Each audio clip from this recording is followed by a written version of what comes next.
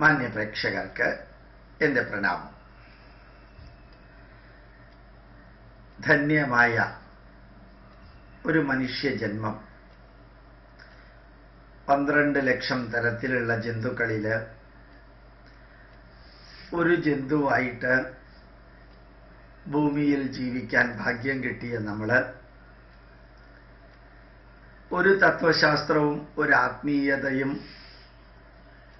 ഉപയോഗിച്ച് വിവരിക്കാതെ തന്നെ സാധാരണ ഒരു മനുഷ്യൻ, ആ മനുഷ്യൻ നിരന്തരം എന്തിനു വേണ്ടി നിലനിൽക്കണം, ഏത് രീതിയിൽ മുമ്പോട്ട് പോകണം. മറ്റെല്ലാ മൃഗങ്ങളും അവർ ജനിക്കുന്നു, നിലനിൽക്കുന്നു, ഇരയും ഇണയും അന്വേഷിച്ച് കണ്ടുപിടിച്ച് അതും ഉപയോഗിച്ച് ജീവിതാന്ത്യം വരെ അതുങ്ങൾ ജീവിക്കുന്നു. പക്ഷെ മനുഷ്യനെ സംബന്ധിച്ചിടത്തോളം ഒരു വലിയ വ്യത്യാസമുണ്ട്.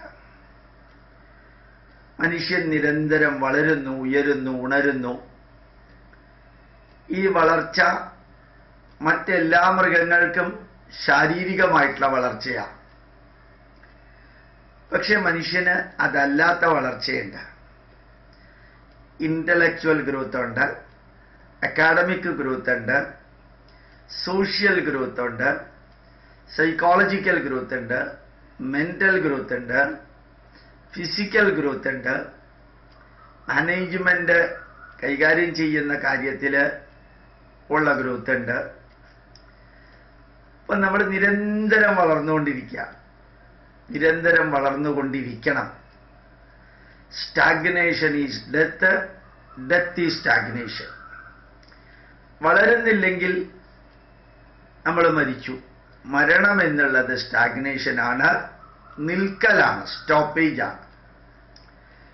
Growth is life, life is growth. ഈ ഒരു വളർച്ച നമ്മളിൽ ശാരീരികമായിട്ടുണ്ടാവുന്നതും ഒരു പരിധിവരെ അക്കാഡമിക്കലി ഉണ്ടാവുന്നതിനും ഒരു ലിമിറ്റേഷൻ ഉണ്ട്. 60, 65, 70 കിലോ ആവുമ്പോൾ പിന്നെ ശരീര വളർച്ച തീരും, പിന്നെ തളർച്ചയാണ്. നല്ല ഡിഗ്രിയോ പോസ്റ്റ് ഗ്രാജുവേഷനോ PhD അല്ലെങ്കിൽ പ്രൊഫഷണൽ ഡിഗ്രിയോ എടുത്തു കഴിഞ്ഞാൽ അക്കാഡമിക്കൽ ഗ്രോത്ത് റീസണബിളി കഴിഞ്ഞു. വരവും ചെലവും ഏതാണ്ട് ഒരേപോലെ ആവുമ്പോൾ ഫിനാൻഷ്യൽ ഗ്രോത്ത് ഏതാണ്ട് കഴിഞ്ഞു. പിന്നെ നമ്മളുടെ ഗ്രോത്ത് നിരന്തരം വേണ്ടത് മെന്റൽ ഗ്രോത്താണ്.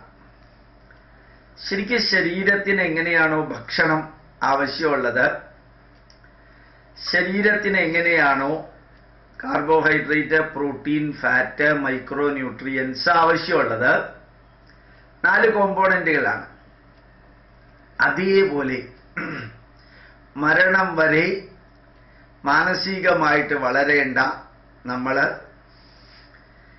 ആ വളർച്ചയ്ക്ക് ആവശ്യമായിട്ടുള്ളത് കഥകള്, അനുഭവങ്ങള്, ഉപദേശങ്ങള്, ജീവിത യാഥാർത്ഥ്യങ്ങള്, ഇത് കേൾക്കുക, കാണുക, ചർച്ച ചെയ്യുക, ചിന്തിക്കുക. ഇത് കേൾപ്പിക്കുക, കാണിപ്പിക്കുക, ചർച്ച ചെയ്യിപ്പിക്കുക, ചിന്തിപ്പിക്കുക. ഇത് നമ്മൾ ചെയ്താൽ ഇപ്പോ സ്വീകരിക്കാൻ 10,000-കണക്കിന് വ്യക്തികളുണ്ട്. കൊടുക്കാൻ വളരെ കുറച്ച് പേരേ ഉള്ളൂ.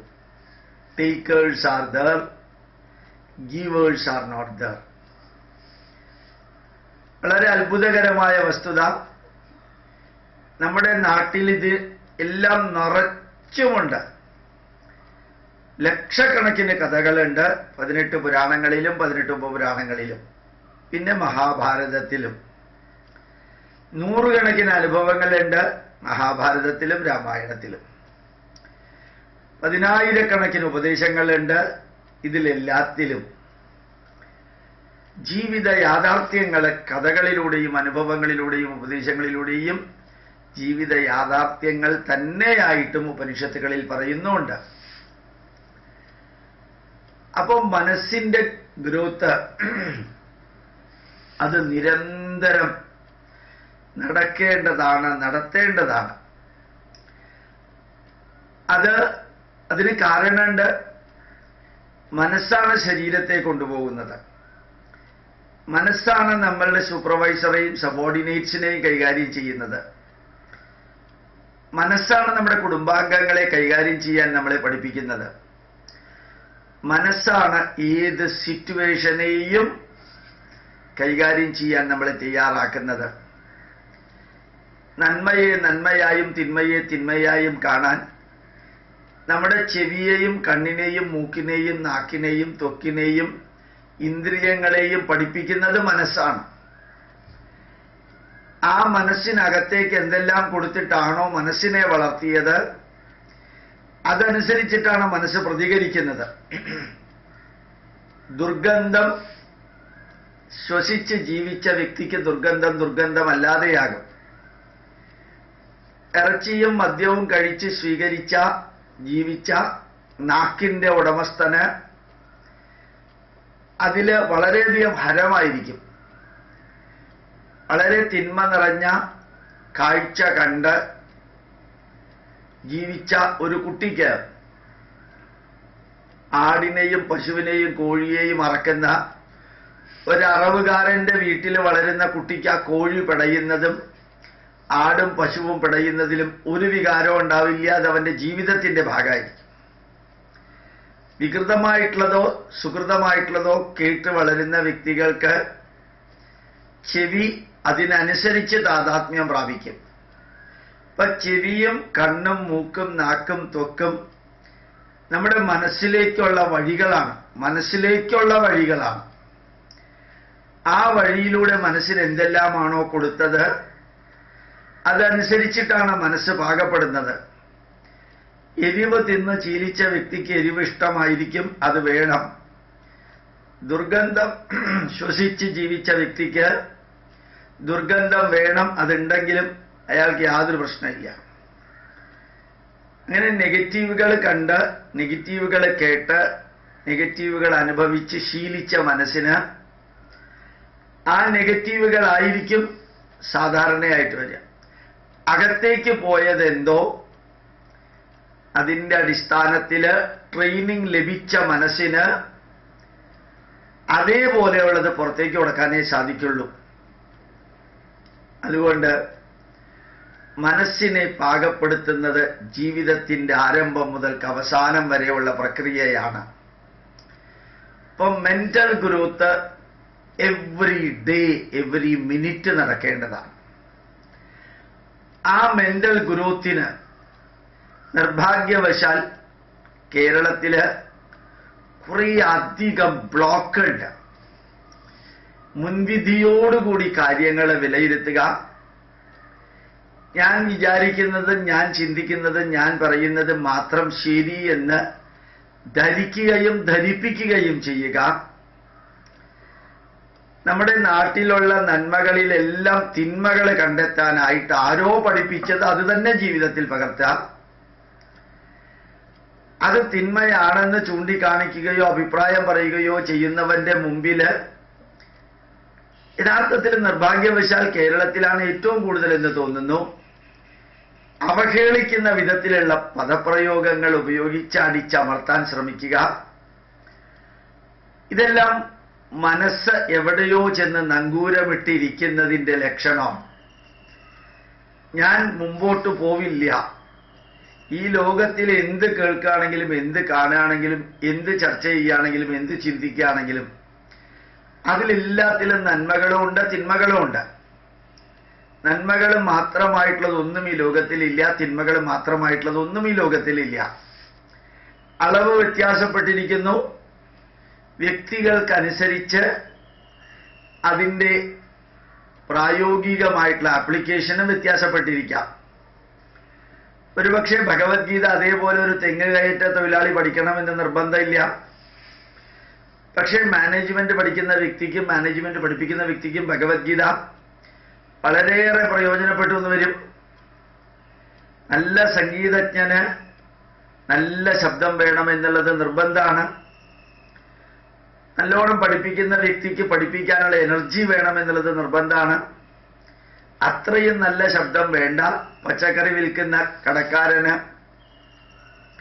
അതുകൊണ്ട് ഏത് വിഷയം എടുക്കുകയാണെങ്കിലും, ഏത് തരത്തിലുള്ളത് കേൾക്കുകയാണെങ്കിലും, കാണുകയാണെങ്കിലും, ചർച്ച ചെയ്യുകയാണെങ്കിലും അതിൽ നിന്നെല്ലാം നല്ലതുണ്ടെങ്കിൽ എടുക്കാനും, അതിൽ തിന്മകളുണ്ടെങ്കിൽ ആ തിന്മകളെയും പോലും അഡീഷനും ഡിലീഷനും മോഡിഫിക്കേഷനും കറക്ഷനും വരുത്തിയിട്ട് സ്വീകരിക്കാനും സാധിക്കുന്നതായിരിക്കണം യുക്തിവാദം.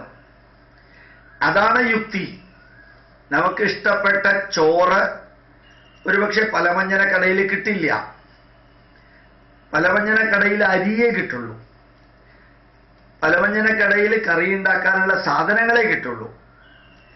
ആ അരിയിൽ നമുക്ക് ഇഷ്ടപ്പെട്ട സ്വാദുള്ള അരി മേടിച്ച് വീട്ടിൽ കൊണ്ടുവന്ന് വേവിച്ച് ഇഷ്ടപ്പെട്ട കറി കോമ്പോണന്റുകളിൽ നിന്ന് ഉണ്ടാക്കി ചേർത്ത് കഴിക്കുമ്പോഴാണ് അത് ഭക്ഷണം ഊണാവുന്നത്.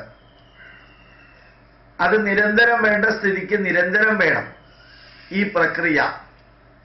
കടകളിലുള്ളതിൽ ഇഷ്ടപ്പെട്ടതും നല്ലതും എടുത്തുകൊണ്ടുവന്ന് അതിനെ നമുക്ക് അനുസരിച്ച് പാചകം ചെയ്ത് ആ പാചകത്തിലുള്ളത് നമുക്ക് അനുസരിച്ച് വേണ്ടുവോളം എടുത്ത് അത് നമ്മുടെ കുടുംബാംഗങ്ങളുമായിട്ട് ഒരുമിച്ചിരുന്ന് പാചകം ചെയ്ത് ഭക്ഷണം കഴിക്കുമ്പോൾ കിട്ടുന്ന സുഖം,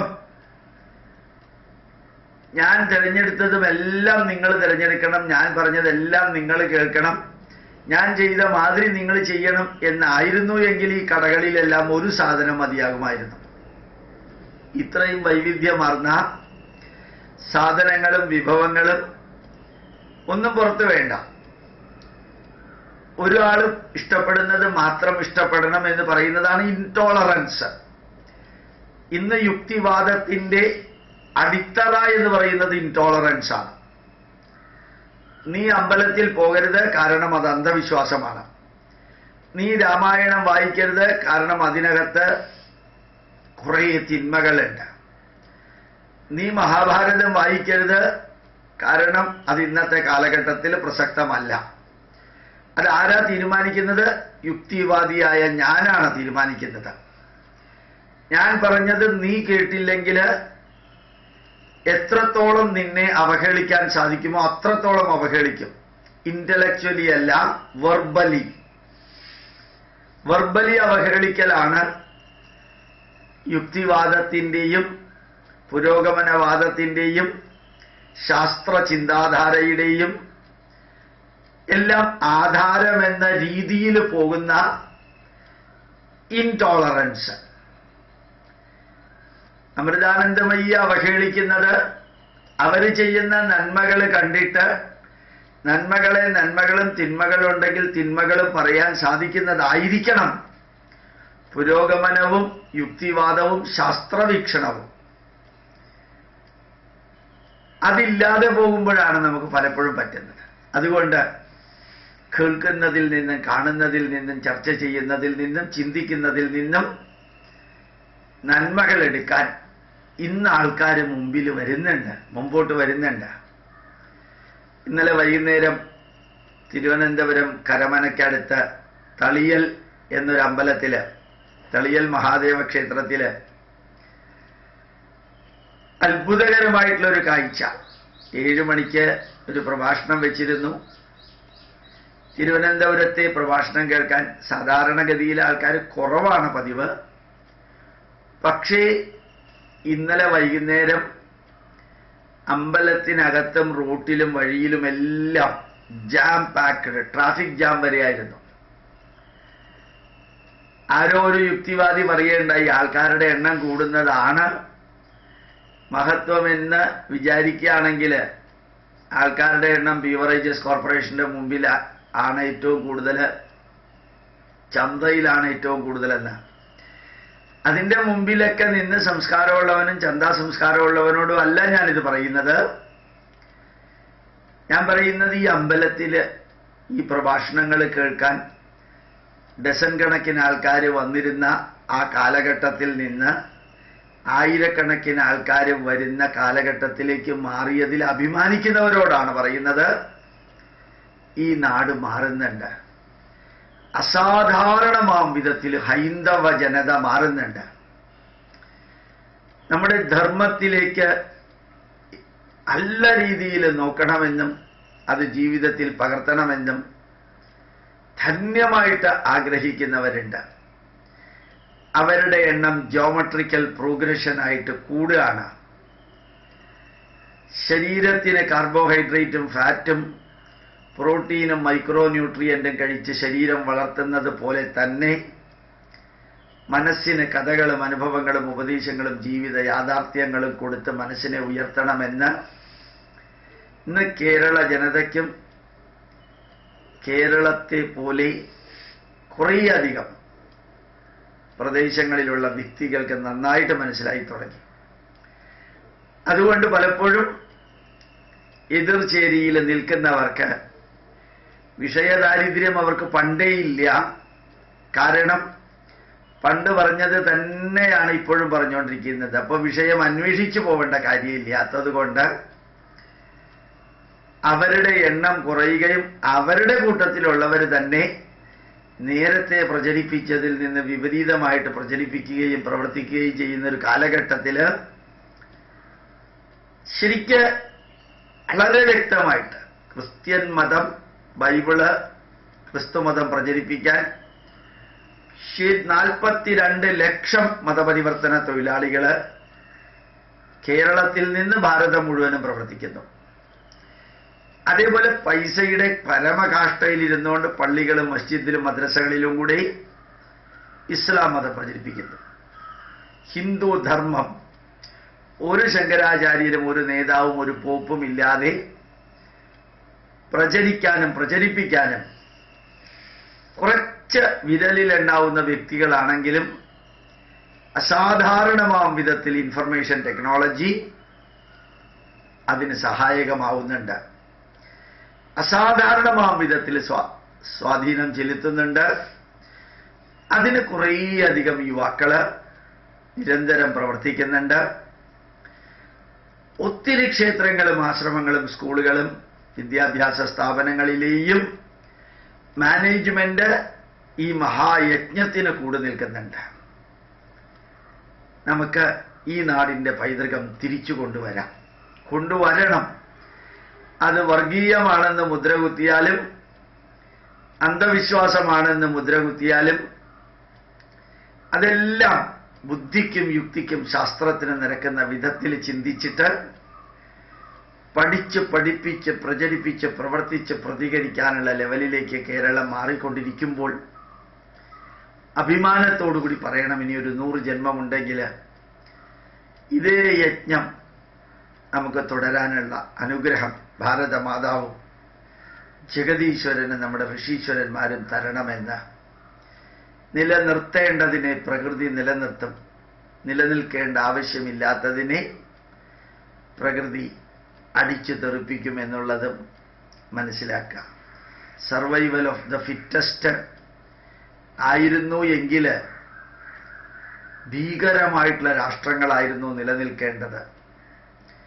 രാവണനും കംസനും ഹിരണ്യകശിപുവൊക്കെ ആയിരുന്നു സർവൈവൽ ഓഫ് ദ ഫിറ്റസ്റ്റ് ആയിരുന്നു എങ്കിൽ നിലനിൽക്കേണ്ടത്. ഭാരതത്തിലും ലോകത്തിലും നിലനിൽക്കുന്നത് സർവൈവൽ ഓഫ് ദ നോബ്ലസ്റ്റ് ആണ്. സർവൈവൽ ഓഫ് ദ ഫിറ്റസ്റ്റ് ആയിരുന്നു എങ്കിൽ ലെനിനും സ്റ്റാലിനും മാർക്സും ഏംഗൽസും ഹിറ്റ്ലറും ഒക്കെയാണ് നിലനിൽക്കേണ്ടത്. സർവൈവൽ ഓഫ് ദ നോബ്ലസ്റ്റ് ആയതുകൊണ്ടാണ് ഇന്നും ത്രേതായുഗത്തിലെ രാമായണം നിലനിൽക്കുന്നത്, ദ്വാപരയുഗത്തിലെ ഭഗവത്ഗീതയും ഭാഗവതവും മഹാഭാരതവും നിലനിൽക്കുന്നത്, 100 വർഷം പോലും തികയാത്ത ദാസ് ക്യാപിറ്റലും കമ്മ്യൂണിസ്റ്റ് മാനിഫെസ്റ്റോയും ഡയലക്ടിക്കൽ മെറ്റീരിയലിസവും ഇന്ന് കേരളത്തിൽ വായിച്ചവരാരെങ്കിലും ഉണ്ട് എന്ന് തോന്നുന്നില്ല.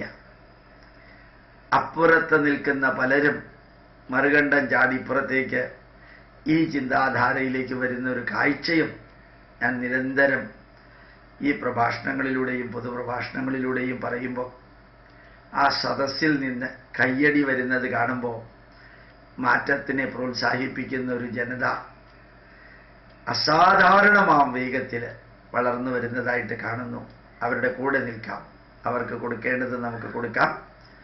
ഇന്നലെ തിരുവനന്തപുരത്തെ തളിയൽ ക്ഷേത്രത്തിലെ അനുഭവത്തിൻ്റെയും കൂടി അടിസ്ഥാനത്തിലാണ് ഇങ്ങനെ ഒരു വിവരണം നൽകിയത്. പ്രണാമം, നമസ്കാരം.